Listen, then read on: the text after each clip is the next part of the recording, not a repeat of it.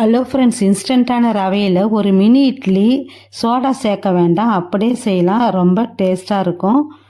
First ஒரு பவுலில் ஒரு கப் அவல் சேர்த்துடலாம். அதில் கொஞ்சம் தண்ணி சேர்த்து ஊற வச்சுடுவோம். தனியாக ஒரு பவுலில் ஒரு கப் ரவைக்கு 1/4 கப் தயிர் சேர்த்து மிக்ஸ் பண்ணிவிட்டு ஊற வச்சிடலாம். அதுவே 2 நிமிஷத்தில் ஊறிடும். நம்ம ஊற வச்ச அவலை ரவையில் சேர்த்து நல்லா மிக்ஸ் பண்ணிவிட்டு பிசைஞ்சு எடுத்துக்குவோம். அதில் ஒரு டேபிள் ஸ்பூன் சில்லி ஃப்ளேக்ஸு, கொஞ்சம் உப்பு, ரெடியாக கட் பண்ண கொத்தமல்லி சேர்த்து இதிலிருந்து குட்டி குட்டியாக உருட்டி தட்டில் எடுத்துக்குவோம்.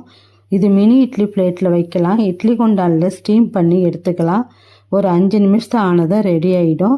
அப்படியே சட்னி கூட வச்சு சாப்பிட்லாம், ஆப்ஷன் தான். அப்படி இல்லைன்னா ஒரு குட்டி பேனில் கொஞ்சம் எண்ணெய், கடுகு, ஜீரகம், எள்ளு சேர்த்துட்டு அது கூட நம்ம ரெடி பண்ணி வச்ச இட்லி சேர்த்து லைட்டாக ரோஸ்ட் பண்ணி எடுத்துக்குவோம்.